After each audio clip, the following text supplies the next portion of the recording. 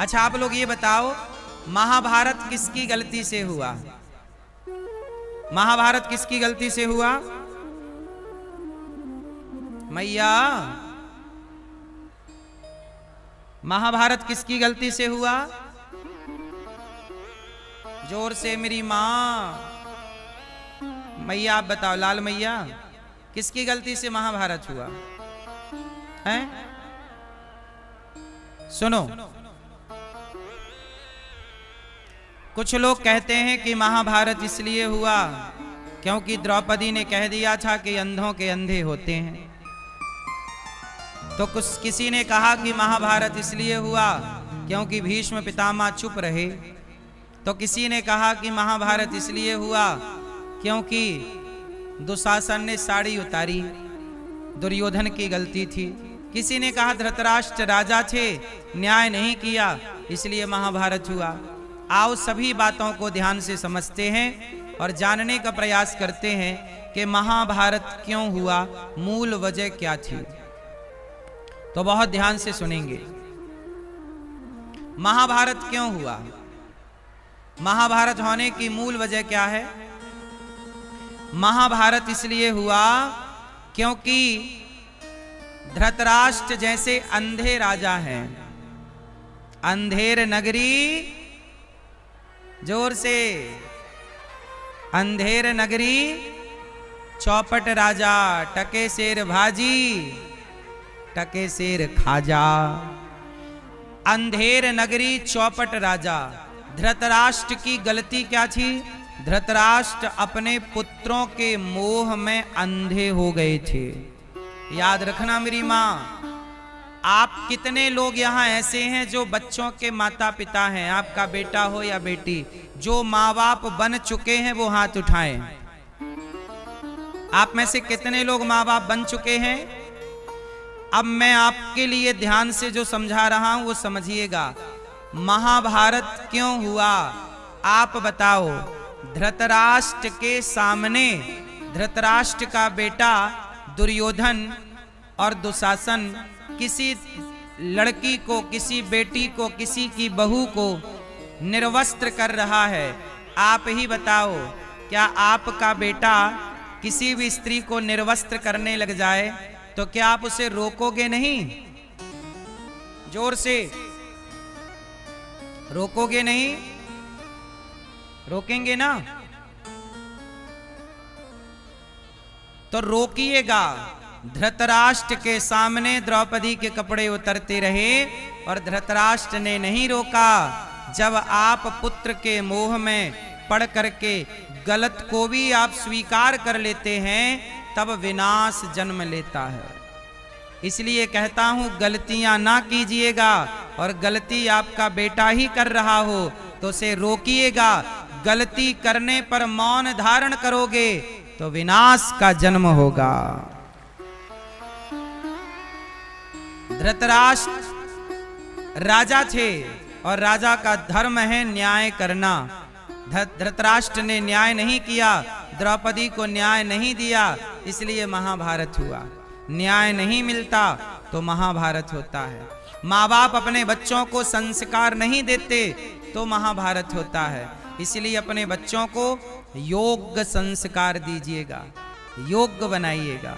अच्छा, एक बात यहाँ बहुत ध्यान से समझने की है कि महाभारत का ये जो पूरा पक्ष है, महाभारत क्यों हुआ? एक बात बताइए, पूरे महाभारत में सबसे बलवान कौन था? आप लोग बताइए, सबसे ताकतवर व्यक्ति कौन था पूरे महाभारत में? सब लोग बताइए। मैया उत्तर दे दो मेरी मां। पूरे महाभारत में सबसे ताकतवर कौन था? मैया बताओ, चश्मा वाली मैया, कौन था मेरी मां? चश्मा वाली मैया, कौन था पूरे महाभारत में सबसे ताकतवर? कौन? सबसे ताकतवर थे भीष्म पितामह। सबसे ताकतवर कौन? जोर से। सबसे ताकतवर भीष्म पितामह थे और वो वहां पर बैठे थे जहां पर द्रौपदी के कपड़े उतारे जा रहे थे। तो जब ताकतवर थे तो क्या भीष्म पितामह को रोकना नहीं चाहिए था? नहीं रोका। जब बच्चे गलती करते हों और बड़े चुपचाप तमाशा देखते हों तब महाभारत का जन्म हो जाता है। इसलिए यदि बच्चे गलती कर रहे हैं तो बड़ों का धर्म है कि वो उन्हें रोकें। यदि आपने नहीं रोका, इसलिए कहता हूं बच्चे गलती करें तो प्यार से समझाओ, ना माने तो जैसे माने वैसे समझाओ, कहीं आपके ना समझाने से विनाश जन्म ना ले ले। तो महाभारत क्यों हुआ? क्योंकि भीष्म पितामह जैसे महान लोग चुपचाप बैठकर तमाशा देख रहे थे। इसलिए आप अपने बच्चों का जब न्याय करिएगा तो न्याय जल्दी कीजिएगा। बेटा गलत है तो बेटे को डांटिए, बहू गलत है तो बहू को डांटिए, आपकी पत्नी गलत है तो पत्नी को डांटिए। ये नहीं कि ये बेटा मेरा है तो मैं इसका पक्ष लूंगा, बहू को डांटूंगा, नहीं। कई जगह ऐसी होती हैं जहां बेटे गलत होते हैं, बहुएं सही होती हैं, लेकिन डांट बहुओं को पड़ जाती है क्योंकि बेटा इस घर का है। न्याय तो न्याय होता है। धृतराष्ट्र ने न्याय नहीं दिया, मेरा बेटा कपड़े उतार रहा है इसलिए उतारने दो, मेरे छोटे भाई की पत्नी के बच्चों की पत्नी के कपड़े उतारे जा रहे हैं द्रौपदी के, तो उतार लो। धृतराष्ट्र राजा होकर भी जब न्याय नहीं किए तो विनाश हुआ।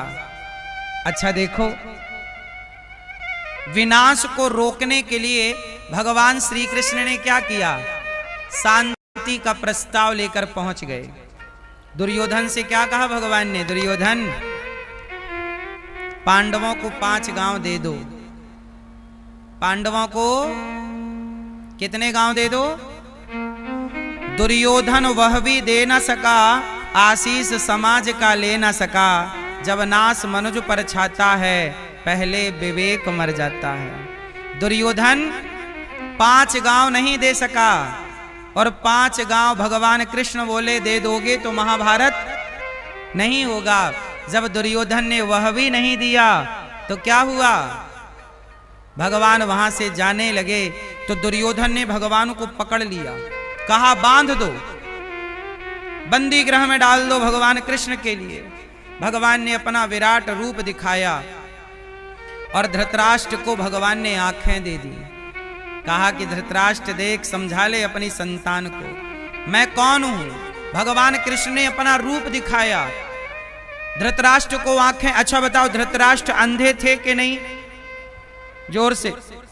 अंधे तो थे, पर भगवान ने एक बार धृतराष्ट्र को आंखें दे दी थी।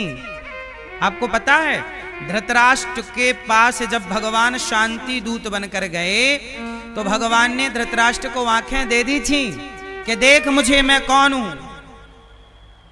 पर धृतराष्ट्र ने देखने के बाद भी भगवान को पहचानने से इनकार कर दिया और देख कर भी अनदेखा कर दिया।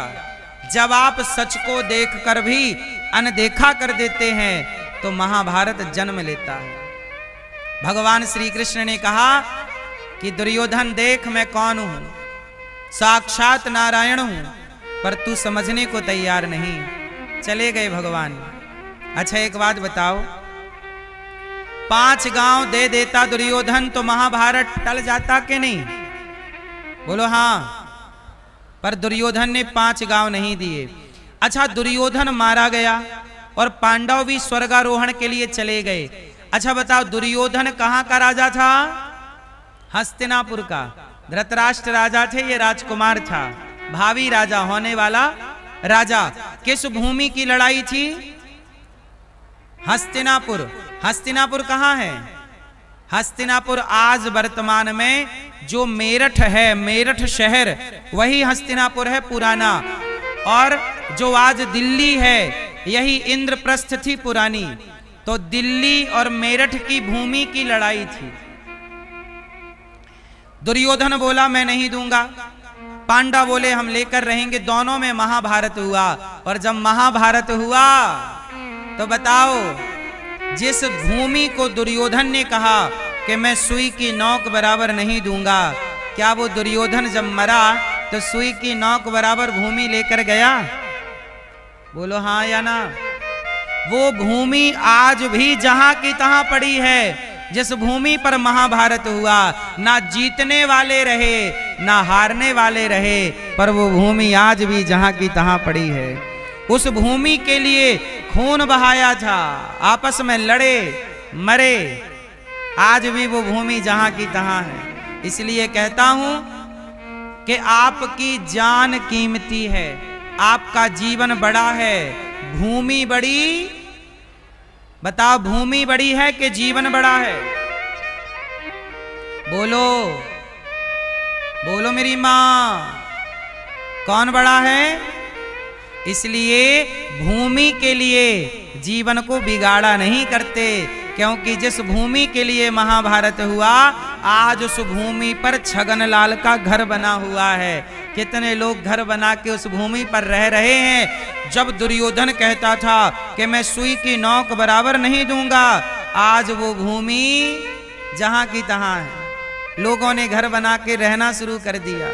लोग कह रहे हैं अब ये भूमि हमारी है। जिस भूमि को कभी दुर्योधन कहता ये मेरी है, आज उसी को लोग कहते हैं कि ये मेरी है। ये संसार किसी का नहीं था मेरी माँ। कभी धोखे से ये मत कहा करो कि ये मेरा है, ये भूमि मेरी है। ना भूमि मेरी है, ना संसार मेरा है, ना लोग मेरे हैं। यदि कोई मेरा है तो मेरे तो गिरधर गोपाल, दूसरों ना कोई। दुर्योधन पहचान नहीं पाया कि ये कृष्ण मेरे हैं और जगत के लिए लड़ लड़ के समाप्त हो गया। तो महाभारत क्यों हुआ? क्योंकि बंटवारा सही सही नहीं किया धृतराष्ट्र ने। पांडवों का अधिकार पांडवों को दे दिया होता, कौरवों का कौरवों को दे दिया होता, महाभारत ही नहीं होता। आप लोगों के घरों में भी महाभारत केवल इसलिए होता है, झगड़े की जड़ कितनी है? बताओ, झगड़ा कितनी चीजों के कारण होता है? मैया बोलो राधे राधे राधे राधे। बताओ, महाभारत कितनी चीजों के लिए होता है? झगड़ा कितनी चीजों के लिए? झगड़े की जड़ 3। झगड़ा की जड़, बोलो झगड़े की जड़ 3। क्या क्या? जड़, जड़ मतलब आपकी मूर्खता। यदि आप मूर्ख हैं तो झगड़ा करेंगे। झगड़े की जड़ 3, जड़, जोरू और जमीन। यदि आप मूर्ख हैं तो झगड़ा करेंगे। यदि आपकी पत्नी स्त्री को किसी ने कुछ कह दिया तो झगड़ा होगा, स्त्री के कारण झगड़ा होगा और जमीन के कारण झगड़ा होगा, रुपया पैसा के कारण झगड़ा होगा। झगड़े की कोई चौथी वजह नहीं होती। इसलिए कहते हैं कि अपनी मूर्खता मिटा लो, अपनी पत्नी को समझा लो। और पिता, जितने बूढ़े यहाँ पर बैठे हैं, आपसे हाथ जोड़कर प्रार्थना करूं कि आप अपने मरने से पहले अपने बेटों का सही सही बंटवारा कर देना। कहीं आपके मरने के बाद आपके बच्चे महाभारत करके ना मर जाएं आपस में। कितने बूढ़े ऐसे हैं जो मर गए और उन्होंने बंटवारा नहीं किया, अब बच्चे लड़ रहे हैं। आप बंटवारा कर देते तो बच्चों को क्यों लड़ना पड़ता? प्रकृति का नियम है, बंटवारा करना ही पड़ता है। बंटवारा, इसलिए जितने बूढ़े लोग हैं, सबसे मेरी प्रार्थना है, आप लोग अपने मर जाने से पहले बच्चों को बिठाओ और सही बंटवारा कर दो कि बेटा ये तुम्हारा, ये तुम्हारा। और बच्चों की राजी मर्जी से करना और बराबर बराबर बांटना। थोड़ा सा अपने पास बचा के रख लेना कि हमारे मरने के बाद ये तुम दोनों में या तुम चारों में ये बट जाएगा। लेकिन जिम्मेदारी देना कि भाई हमारी सेवा करना। आजकल बच्चे सेवा करते नहीं हैं, तो आपके पास थोड़ी जमीन जायदाद रहेगी, इस लोभ लालच से बच्चे सेवा कर लेंगे, तुम्हें भी बादाम का हलवा वगैरह खिलाते रहेंगे। वरना बासी रोटी नसीब नहीं होनी। तो मैया सारा बहू को देने से पहले कुछ अपने पास भी रख लेना मेरी माँ। और बहुओं को ये मत कहा करो कि मेरे पास कुछ नहीं है। बूढ़ी मैया ध्यान से सुनना, बहुओं को ये बताया करो, भले पीतल दिखा देना दूर से, कहना मेरे पास 3-4 किलो सोना है अभी। कहती रहा करो कि मेरे पास है अभी माल, सोना है, चांदी है, भले नकली रख लो दिखाने के लिए। इस लालच से बहू सेवा करती रहेगी कि सास के पास अभी है, और आप कह दो कि कुछ नहीं है तो बहू कहेगी जाओ फिर। आजकल तो युग ऐसा है कि बाप भलो ना भैया, सबसे बड़ो रुपैया। आजकल तो बाप भलो ना भैया, सबसे बड़ो रुपैया। इसलिए रुपैया की माया है, इसलिए आप लोग सावधान। तो कितने लोग इस बात से सहमत हैं कि सही बंटवारा धृतराष्ट्र ने कर दिया होता तो ये महाभारत की नौबत नहीं आती। ये बात सही है या गलत है? इसलिए कहता हूं कि आप लोग अपना बंटवारा क्लियर कर लो, ताकि आपके घर परिवार में लड़ाइयां ना हो। तो ये महाभारत की कथा हमें सिखाती है कि हमें ये गलतियां नहीं करनी। अच्छा, अब दूसरा पहलू देखते हैं महाभारत का। अब जरा मुझे एक बात बताओ कि जो कर्ण है, कर्ण ने दुर्योधन का साथ दिया, बोलो हाँ, कर्ण ने दुर्योधन का साथ। अब आप लोग बताओ कि कर्ण ने दुर्योधन का साथ देकर सही किया कि गलत किया? मैया सबको उत्तर देना है मेरी मां, बताओ कर्ण ने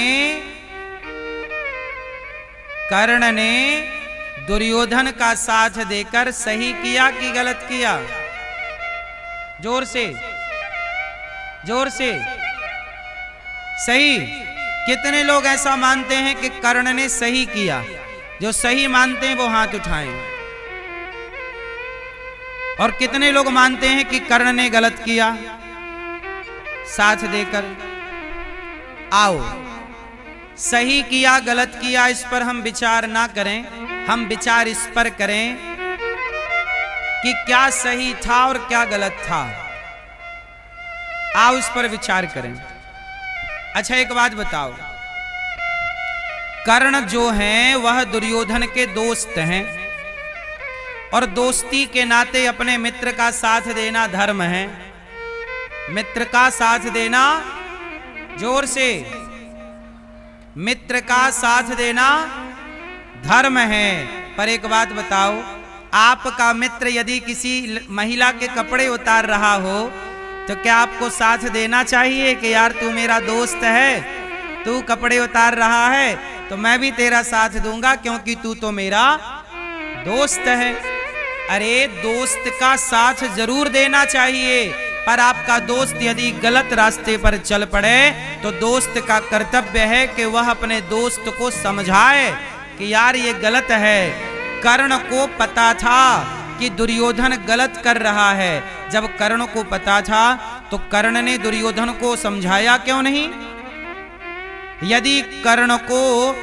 यदि दुर्योधन को कर्ण समझा देते और दुर्योधन कर्ण की बात मान जाता तो भी महाभारत रुक जाता। इसका मतलब ये हुआ कि मेरा मित्र कौन? अच्छा ये बताओ, जो मित्र जो मुझे दारू पिलाए, जो मुझे गांजा पिलाए, जो मुझे दारू और गांजा पिलाए वो मेरा मित्र है, या जो मुझे दारू गांजा पीने से रोके वो मेरा मित्र है? बताओ मित्र कौन?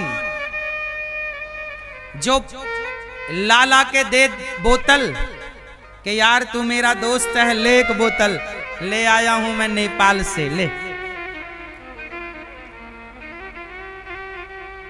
बता, तो क्या ये दोस्त है?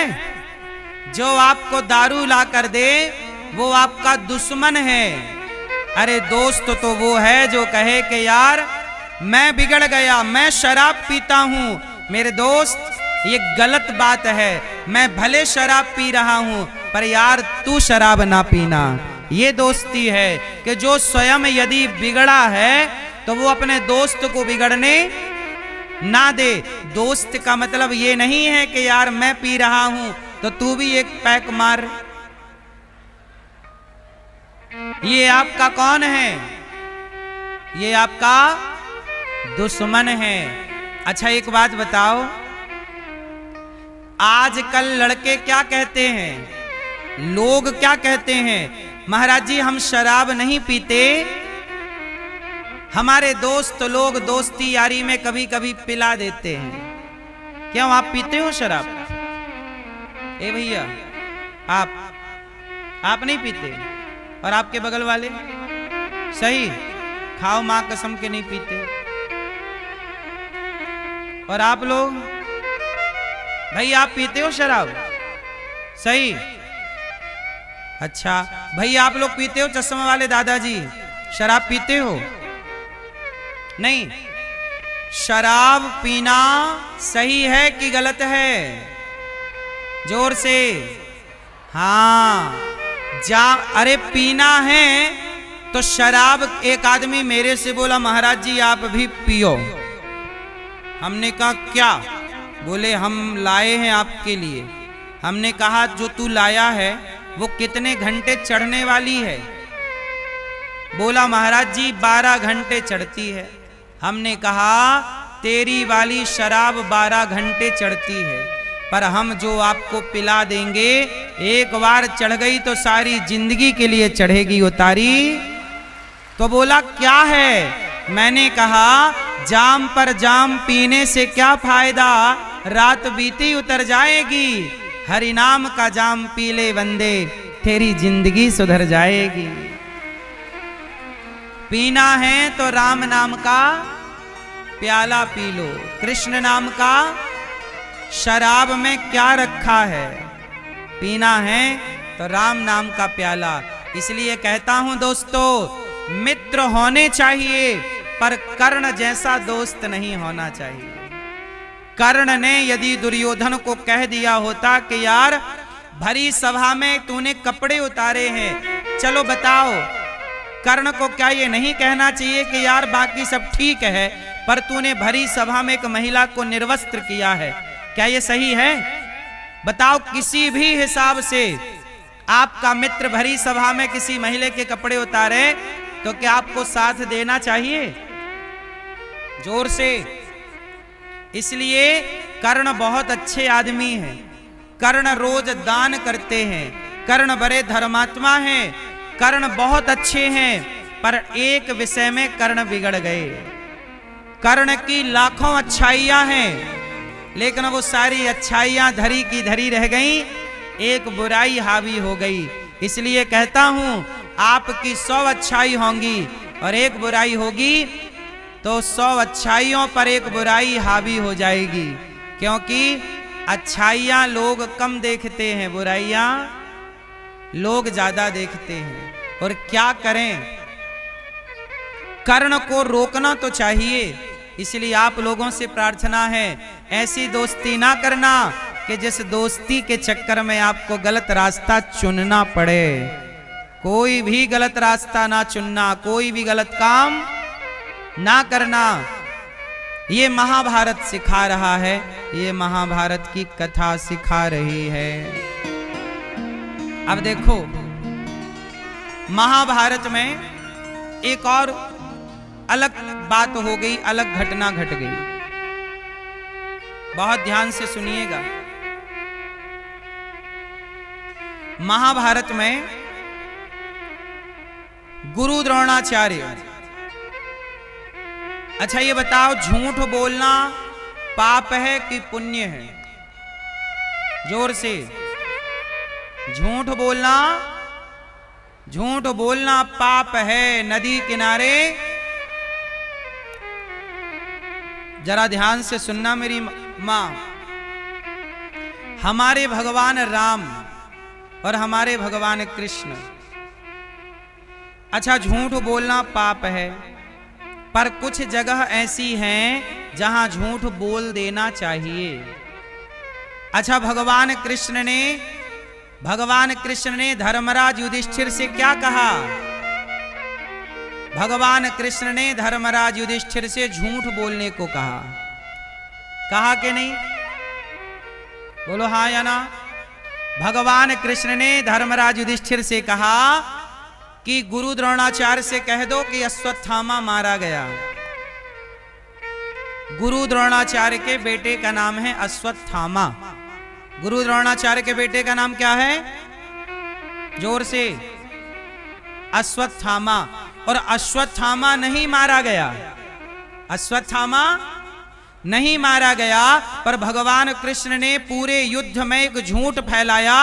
भगवान कृष्ण बोले कि कह दो कि अश्वत्थामा मारा गया। तो गुरु द्रोणाचार्य को बात पता चली कि मेरा बेटा मारा गया अश्वत्थामा। तो गुरु द्रोणाचार्य को विश्वास नहीं हुआ। तब गुरु द्रोणाचार्य ने कन्फर्म करने के लिए धर्मराज युधिष्ठिर से पूछा कि धर्मराज, आप कभी झूठ नहीं बोलते, बताओ अश्वत्थामा मारा गया कि नहीं? तो भगवान कृष्ण बोले कि धर्मराज जी कह दो कि मारा गया। अच्छा, भगवान कृष्ण कह रहे हैं झूठ बोल दो। अब बताओ, झूठ बोलना पाप है कि पुण्य है? जोर से।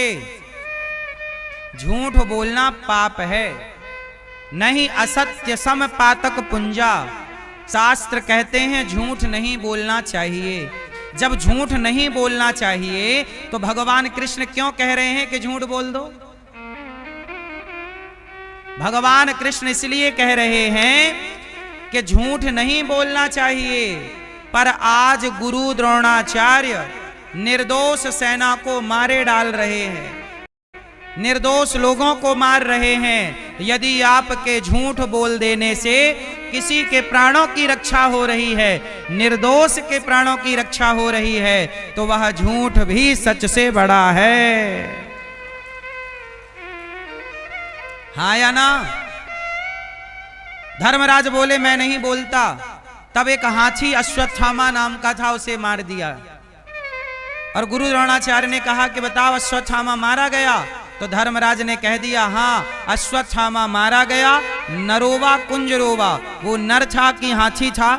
तब तक भगवान ने शंख बजा दिया और गुरु द्रोणाचार्य जी ने अपना धनुष छोड़ दिया, पुत्र के वियोग में चले गए। और तभी धृष्टद्युम्न ने आकर गुरु द्रोणाचार्य की हत्या कर दी।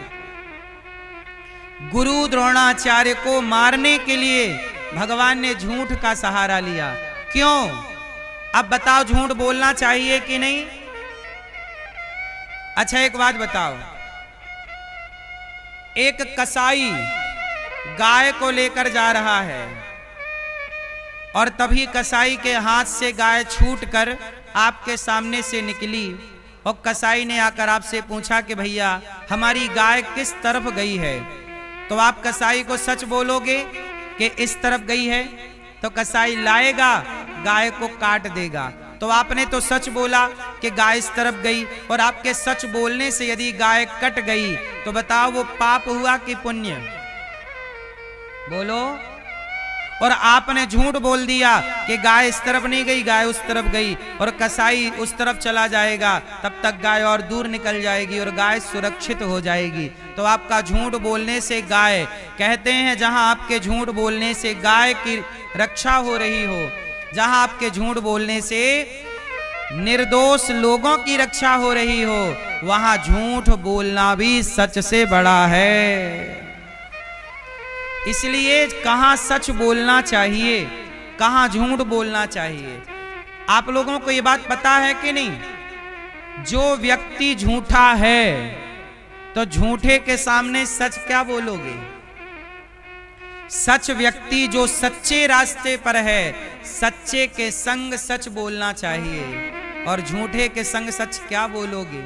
इसलिए आप लोगों को सच का भी ज्ञान हो और झूठ का भी ज्ञान हो, कब कहां किस चीज की जरूरत पड़ जाए। आप जरा शुक्राचार्य जी की नीति पढ़ेंगे तो कुछ स्थान ऐसे हैं जहां आपका अपना स्वार्थ ना हो। जब आप लोगों के लिए झूठ बोलते हैं तो लोगों के प्राणों के लिए, गाय की रक्षा के लिए झूठ बोलते हैं, तो वह झूठ भी पाप देने वाला नहीं, पुण्य देने वाला होता है। गुरु द्रोणाचार्य की हत्या के लिए यह कार्य करना पड़ा। तो महाभारत ये समझाता है कि आप कहते हैं कि मैं तो सच बोलता हूं, वो लोग बहुत झूठ बोलते हैं और झूठ बोल के बड़ी तरक्की कर गए। तो देखो, मैं ये नहीं कहता कि आप झूठ बोलने लग जाएं, लेकिन आपको ये जरूर ज्ञान होना चाहिए कि किससे सच बोलना है, कितना सच बोलना है, किसके साथ कैसा व्यवहार करना है। अब आप दूसरा उदाहरण देखिएगा। जब राम जी ने बाली को मारा, तो बाली को राम जी ने सामने से मारा कि छिप करके मारा? जोर से, पीछे वाली मैया, मैया, ओ लाल मैया, मैया, ओ प्यारी मैया जा रही हो मेरी माँ, मैया, हाँ, टाटा, मैया जा रही। राम जी ने बाली को सामने से मारा कि छिपके मारा? जोर से। क्यों? राम जी ने बाली को छिपकर क्यों मारा? क्यों मारा? क्यों मारा? राम जी ने बाली को छिप करके इसलिए मारा क्योंकि राम जी सुग्रीव को वचन दे चुके हैं कि सुग्रीव, मैं बाली को मारूंगा और एक ही बाण से मारूंगा। सुन सुग्रीव मारी हूं बाल ही एक ही बाण, ब्रह्म रुद्र शरणागत गए न उबरी ही प्राण। मैं बाली को मारूंगा और एक ही बाण से मारूंगा। अच्छा, राम जी बाली को वचन दे चुके हैं कि राम जी सुग्रीव को वचन दे चुके हैं कि मैं बाली को मारूंगा। और जब बाली के सामने राम जी गए, यदि राम जी बाली को सामने से मारते और राम जी की शरण में बाली आ जाता, तो शरण में आए हुए को राम जी ना मारते। शरण में आए हुए को राम जी ना मारते। यदि राम जी की शरण में बाली आता। अच्छा, एक बात बताओ, क्या राम जी की बाली से कोई दुश्मनी थी? राम जी की कोई दुश्मनी नहीं। जब राम जी की बाली से कोई दुश्मनी नहीं थी और राम जी सामने जाकर खड़े होते, तो बाली तो शरण में आ जाता कि प्रभु मैं तो आपका हूं। और जो शरण में आते, बाली आता, तो राम जी शरण में आए हुए को कभी ना मारते। और यदि नहीं मारते तो सुग्रीव को राम वचन दे चुके थे कि मैं एक ही बाण से बाली को मारूंगा। यदि राम जी बाली को नहीं मारते तो सुग्रीव को क्या लगता कि राम जी ने बाली से दोस्ती कर ली, और सुग्रीव राम पर आरोप क्या लगा देता कि राम जी ने तो, सुग्रीव आरोप लगाता कि राम तो मुझे धोखा दे दिए। राम जी पर धोखा देने का आरोप लग जाता। इसलिए राम जी ने बाली को छिप करके मारा। और जब मार दिया तो बाली बोला, आपने मुझे क्यों मारा? राम जी बोले, एक बात बता, तूने अपने छोटे भाई की पत्नी को अपहरण करके उसे रखा है, बता क्या ये धर्म है? छोटे भाई की पत्नी को रख लेना पत्नी की तरह, क्या ये धर्म है? राम जी कहते हैं, अनुज बधू भगनी सुत नारी, सुन सठ कन्या सम ऐचारी, इन्हीं को दृष्टि विलोक जोई, ताही बधे कछु पाप न होई। बाली, तुमने छोटे भाई की स्त्री के संग गलत किया, और तुम जैसे पापी को चाहे सामने से मारो चाहे पीछे से, बस तुम जैसे लोगों को मारना ही धर्म है।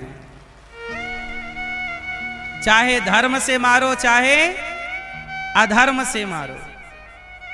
इसलिए धर्म पर चलने वालों को भी ये नीति समझना पड़ता है।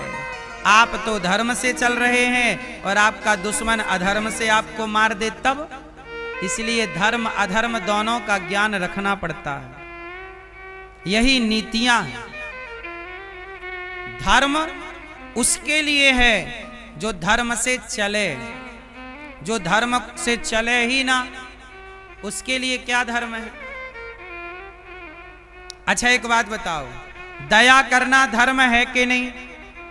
दया धर्म का मूल है, पाप मूल अभिमान, तुलसी दया न छोड़िए जब तक घट में। दया धर्म का क्या है? मूल। दया जरूर करनी चाहिए, पर दया इतनी भी ना कर लो। मैं हमेशा उदाहरण देकर समझाता हूं। पृथ्वीराज ने मोहम्मद गौरी पर जरूरत से ज्यादा दया कर ली, और उस दया के कारण मोहम्मद गौरी ने जब पकड़ा एक बार भी मौका नहीं दिया। इतनी दया कर ली कि संयोक्ता को जीवित जलना पड़ा आग में। दया करना चाहिए, पर इतनी भी नहीं कि तुम्हारी बहन बेटियों को जिंदा जलना पड़े दया के कारण। इसलिए ये शास्त्र हमें यही समझा रहे हैं। महाभारत के युद्ध में द्रौपदी के 5 पुत्रों को अश्वत्थामा ने मार डाला। जब द्रौपदी को पता चला कि मेरे 5 बेटों को अश्वत्थामा ने मार दिया, द्रौपदी अर्जुन से कह रही है कि देखो पुत्र की हत्या कर दी। अर्जुन ने जाकर अश्वत्थामा को पकड़ लिया। अश्वत्थामा ने ब्रह्मास्त्र चलाया। अर्जुन शरण में आकर बोले, कृष्ण कृष्ण महाबाहो भक्ता नाम भयंकरा त्वमेको दह्यमानाना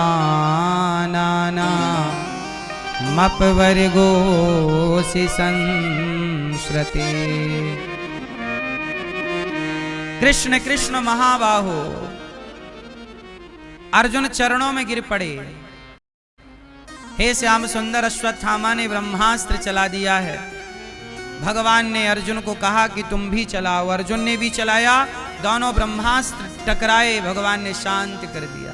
अश्वत्थामा को लाकर भगवान ने द्रौपदी के सामने खड़ा किया। द्रौपदी, ये रहा तेरे पुत्र का हत्यारा, तुम जो दंड देना चाहती हो दे दो। द्रौपदी ने कहा इसे छोड़ दो। क्या इसे मार देने से मेरे मरे हुए पुत्र जीवित हो जाएंगे? नहीं। इसलिए देखो हमारा धर्म क्या समझाता है। हत्यारे पर भी दया कर दिया द्रौपदी ने। पर मैं आपको यही समझा चुका कि दया करना, पर इतनी ना कर लेना कि सामने वाला आपको कायर समझने लग जाए। द्रौपदी ने कहा कि छोड़ दो। अश्वत्थामा ने उत्तरा के गर्भ को नष्ट करने के लिए ब्रह्मास्त्र चला दिया। उत्तरा दौड़ी दौड़ी शरण में आई। पाहि पाहि महायोगिन देवदेव जगत्पते नान्यं त्वद्भयं पश्ये यत्र मृत्यु परस्परम। चरणों में गिर पड़े। उत्तरा भगवान श्री कृष्ण की शरण में आई। कहा कि प्रभु, अभी मेरा पुत्र पेट में है, गर्भ में है, अभी जन्म नहीं लिया कि अश्वत्थामा ने उसे मारने के लिए ब्रह्मास्त्र चला दिया। हे प्रभु रक्षा कीजिए। भगवान ने उत्तरा के गर्भ की रक्षा की और अश्वत्थामा के सिर की मणि निकालकर नगर से निकाल दिया। वरदान दे दिया उसे अमर होने का, अश्वत्थामा को। आज भी अश्वत्थामा दंड के रूप में आज भी अमर हैं। अब भगवान द्वारिका जाने लगे। जब भगवान श्री कृष्ण हस्तिनापुर पांडवों को राजा बनाकर, धर्मराज युधिष्ठिर को राजा बनाकर महाभारत पूरा हो गया, जब श्याम सुंदर द्वारिका जाने लगे, तब कुंती बुआ ने हाथ जोड़ करके कहा, कृष्णाय वासुदेवाय देवकी नंदनाय च नंद गोप कुमाराय गोविंदाय नमो नमः। कुंती बुआ ने आज हाथ जोड़ करके कहा, हे श्याम सुंदर, कृष्णाय वासुदेवाय देवाय। मैया, आज भगवान ने कहा कि हे कुंती बुआ, आप हाथ क्यों जोड़ रही हो? कुंती बुआ ने कहा कि हे श्याम सुंदर, आज मैं आपसे कुछ मांगना चाहती हूं। भगवान आपको सब कुछ देने को तैयार हैं, आपको मांगना तो आए। कुंती बुआ ने भगवान से कहा कि हे प्रभु, आज मैं आपसे कुछ मांग रही हूं। क्या मांगना है बुआ? कुंती बुआ ने कहा श्याम सुंदर, आज मुझे आप दुख दे दीजिए, विपत्ति दे दीजिए। हे श्याम सुंदर, हमें दुख दे दीजिए। कुंती बुआ ने कहा कि प्रभु, विपत्ति चाहिए। भगवान कृष्ण बोले कि मां, कोई दुख क्यों चाहेगा? अच्छा ये बताओ, आपको भगवान से क्या चाहिए, सुख या दुख? क्या मैया, सारा संसार सुख चाहता है, सारा संसार सुख चाहता है। पर कुंती बुआ क्या मांग रही हैं? हे प्रभु, हमें दुख दे दो। क्यों दुख चाहिए? क्योंकि दुखों से अगर चोट खाई ना होती तो कन्हैया तेरी याद हमें आई ना होती।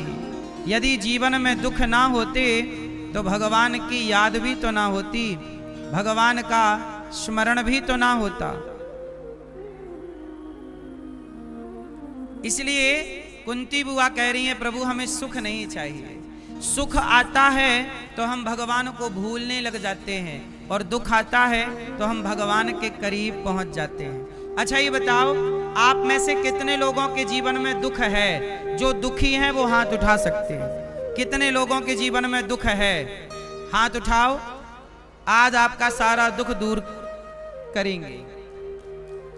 जो दुखी हैं वो हाथ उठा सकते हैं। जो टेंशन में है, चिंता में है, कोई भी प्रकार का दुख हो तो बताओ। शांति से बैठ जाइए और प्रेम से सुनिए। बोलो राधे राधे, राधे राधे। तो आप में से लोगों को दुख है ना? दुखी हैं? तो सुनो कुंती, अच्छा ये बताओ कि आपको दुख किसने दिया? जोर से। भगवान ने? मैया, आपको दुख कौन देता है? कौन मेरी मां? कौन?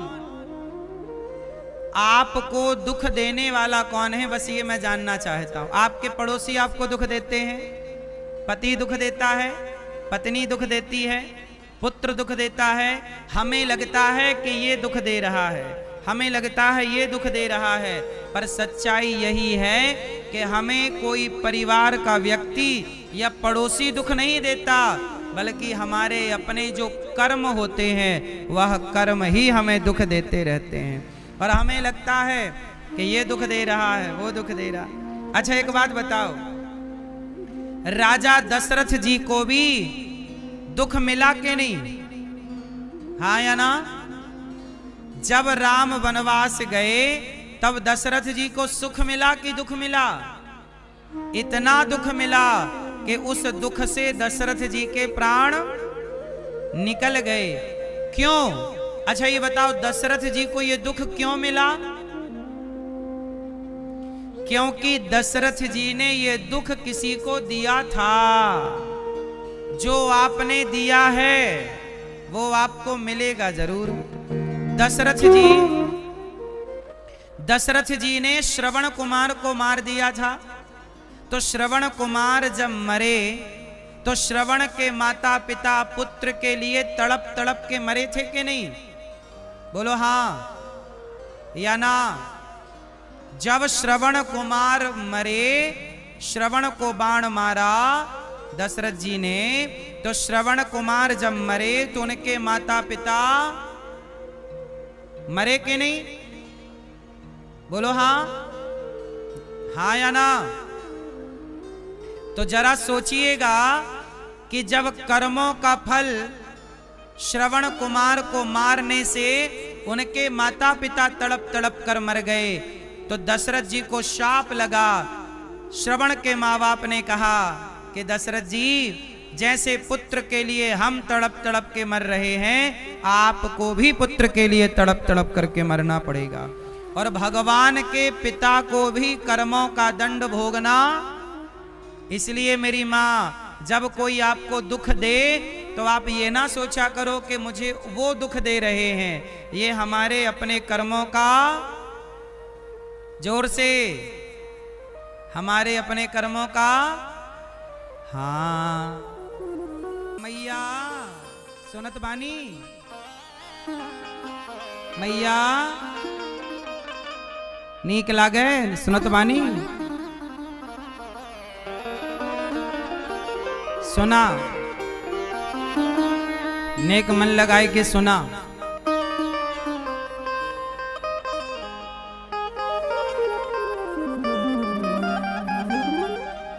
जलाया घर किसी का जो जलेगा घर तुम्हारा भी,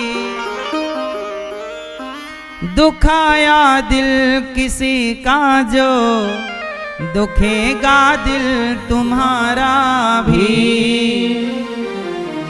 देकर दुख औरों को और तुम सुख को पाने की बात करते हो। किसी को दुख देकर के आप सुख पाने की बात कर रहे हो, आपको नहीं लगता कि आप अपने संग मजाक कर रहे हैं? कर्म की है गति न्यारी, कर्म परिणाम है न्यारा, कर्म ना छोड़ता पीछा, कर्म से हर कोई हारा, कर्म फल भोगे बिना रे तुम स्वर्ग जाने की बात करते हो। कर्मों से भागो ना, इसलिए कहता हूं मेरी माँ, जैसा हम बोते हैं इसलिए गलत कर्म करना छोड़ दो। यदि आपने किसी को धोखा दिया है तो आपको धोखा जरूर मिलेगा। आपने किसी को सताया है तो आपको कोई अवश्य सताएगा। मैया पृथ्वी गोल है, भगवान को भी कर्म दंड भोगना पड़ा। राम जी, अब देखो राम का कर्म दंड में आपको याद दिला दूं। जब राम जी वनवास गए, रावण चुरा के ले गया सीता, राम जी रो रहे हैं, सीता सीता। राम भगवान हैं और पत्नी के लिए रो रहे हैं, क्यों? क्योंकि ये राम का कर्म दंड है। कैसा दंड है? बोले राम को नारद जी ने शाप दिया था। एक बार नारद जी का भी मन हुआ कि मैं भी ब्याह करूं। एक लड़की पसंद भी आ गई थी नारद जी को, नाम था विश्वमोहिनी। तो नारद जी उससे ब्याह करने चले, लेकिन नारद जी बोले कि मेरा शरीर बूढ़ा सा है और बूढ़े के संग ये लड़की ब्याह कैसे करेगी। उस लड़की का स्वयंवर चल रहा था कि जिसके गले में माला डालेगी वो उसका पति होगा। तो नारद जी को लगा यदि मैं पहुंच जाऊं, ये लड़की मुझे माला पहनाए तो मैं भी थोड़ा गृहस्थी का सुख ले लूं। तो नारद जी बोले मेरी मदद कौन करेगा? तो भगवान विष्णु के पास पहुंच गए और भगवान श्री हरि से कहा कि हे प्रभु आपन रूप देहु प्रभु मोही। नारद जी बोले कि हे प्रभु जरा आप अपना वाला रूप, आप बहुत सुंदर है ना भगवान, बहुत सुंदर हैं। तो कहा कि जरा आप अपना वाला रूप हमें दे दो। तो भगवान बोले कि ठीक है। अच्छा भगवान के रूप तो बहुत सारे हैं, तो भगवान ने अपना बंदर वाला रूप दे दिया। तो नारद जी को कौन सा वाला रूप दे दिया? बंदर वाला। तो नारद जी बन गए बंदर। अब जब नारद जी बंदर बने तो नारद जी को भगवान पे इतना भरोसा था कि बेचारे नारद जी ने दर्पण भी नहीं देखा कि शीशे में एक बार देख तो लें कि हम लग कैसे रहे हैं।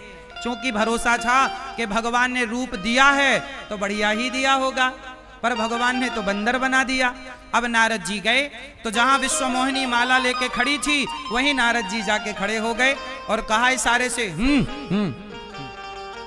माला जरा पहनाओ। तो विश्वमोहिनी ने देखा, हे भगवान, हमारे ब्याह में तो बंदर तक आए हैं। तो विश्वमोहिनी नाराज होके दूसरी तरफ चली गई। नारद जी को लगा कि ठीक ठीक से हमें लगता है लड़की ने देखा नहीं है।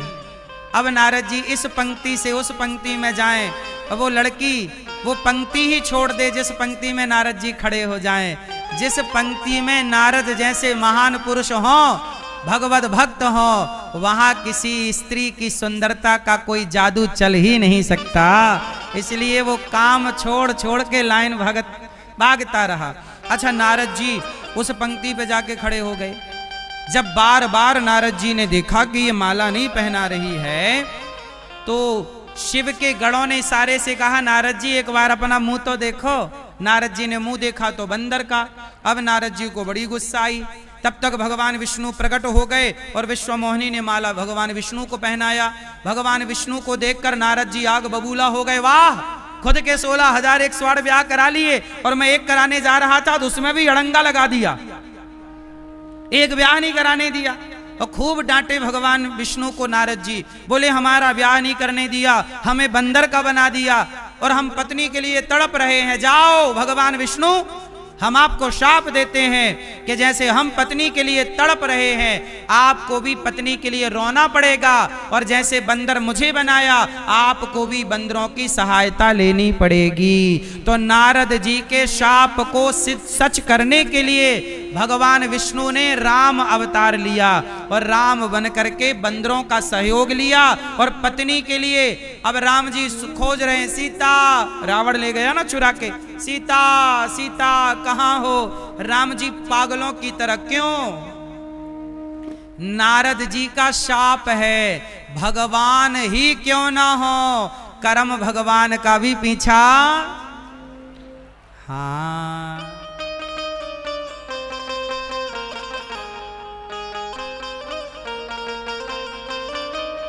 कर्म की है गति न्यारी, कर्म परिणाम न्यारा है। करते हो तो कर्म फल तो भगवान को भी भोगना पड़ा है, तड़पना पड़ा राम को सीता के लिए, बंदरों का सहयोग लेना पड़ा।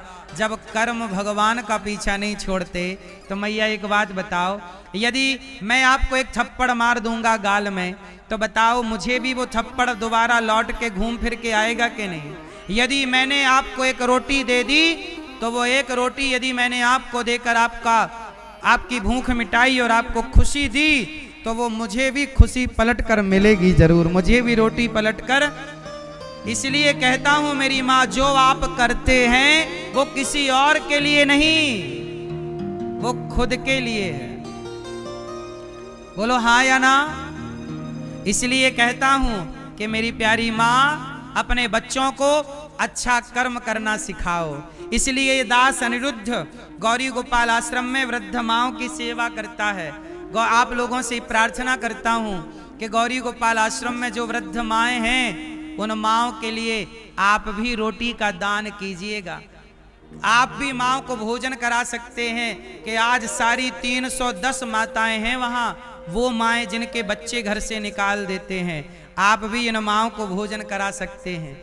तो मैं तो आप लोगों से भिक्षा मांग कर उन माओं की सेवा करता हूँ।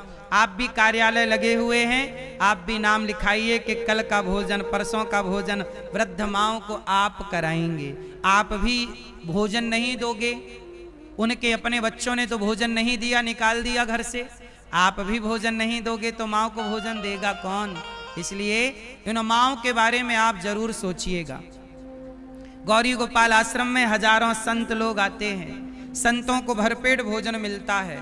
कोई भी आता, हजारों संत रोज प्रसाद पाते हैं। एक दिन का संतों को भोजन आप कराइए कि कल का भोजन आप संतों को देंगे। यदि अन्नदान देने योग्य हैं तो जरूर दीजिएगा। जब आप किसी को रोटी देते हैं, किसी से दुआएं लेते हैं, तो इन्हीं दुआओं आशीर्वाद से कहते हैं ना, जहां दवाएं काम नहीं करती वहां दुआएं काम करने लग जाती हैं।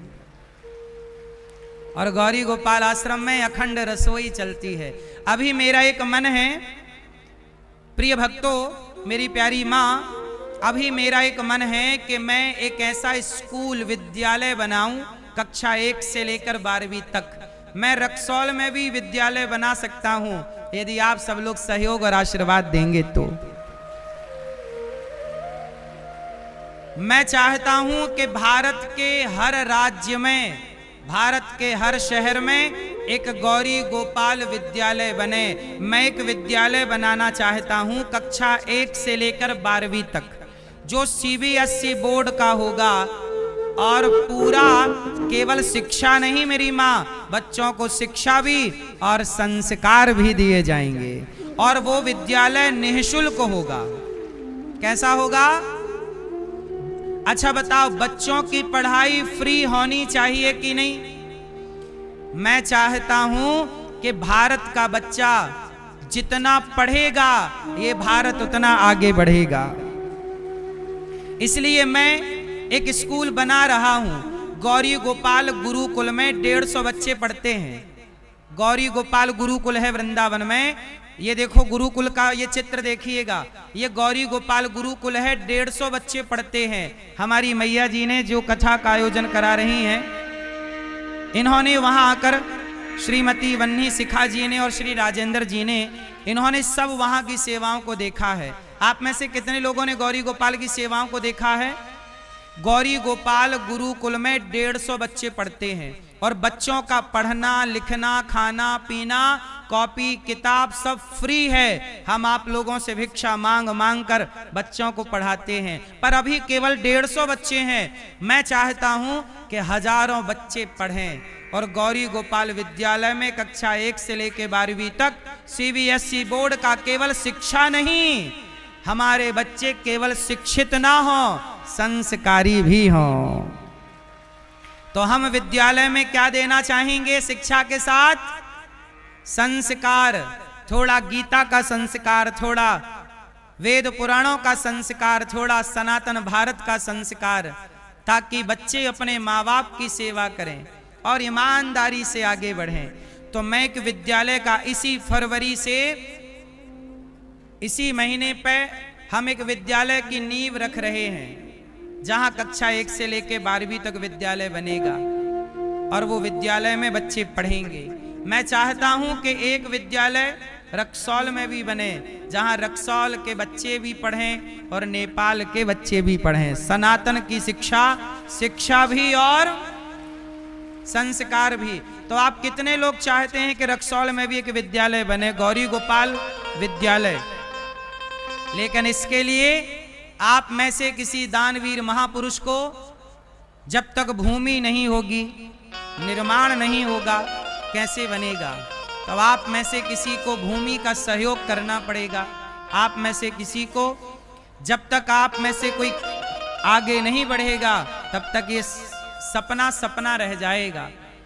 अभी हम, जहां मेरी जन्मभूमि है, मैं अपनी जन्मभूमि पर एक विद्यालय बना रहा हूं कक्षा 1 से 12वीं तक, जहां हजारों बच्चे पढ़ेंगे, निःशुल्क पढ़ेंगे। और मैं चाहता हूं कि ऐसा विद्यालय भारत के हर राज्य में हो।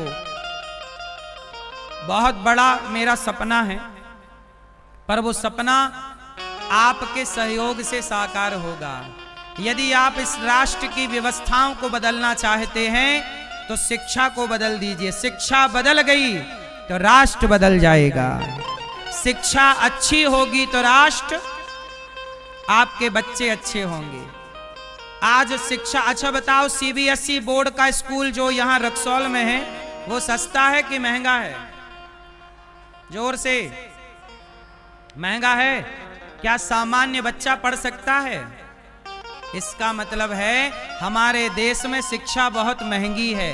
और हम चाहते हैं कि आप जैसे भक्तों से भिक्षा मांग मांग कर हम भारत की सरकार को ये बताएं कि यदि अनिरुद्धाचार्य, यदि CBSE बोर्ड के स्कूल को निःशुल्क कर सकता है तो सरकारें क्यों नहीं शिक्षा मुफ्त में दे सकती?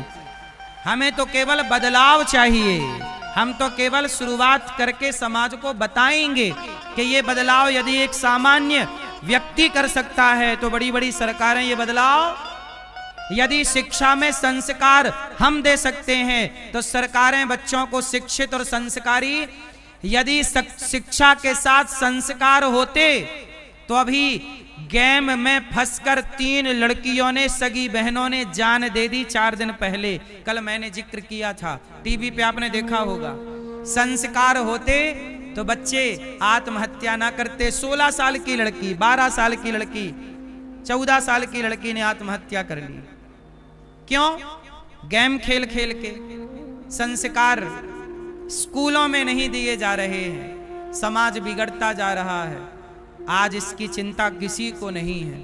इसलिए मेरी माँ, आप सब लोग, मेरी प्रार्थना है कि विद्यालय के निर्माण में जो गौरी गोपाल विद्यालय बन रहा है, 1 से लेकर 12वीं तक के लिए, पहले विद्यालय फिर कॉलेज भी बनाएंगे, पर आप सब सहयोगी जरूर बनिएगा। ईश्वर ने आपको देने योग्य बनाया है, अवश्य देना।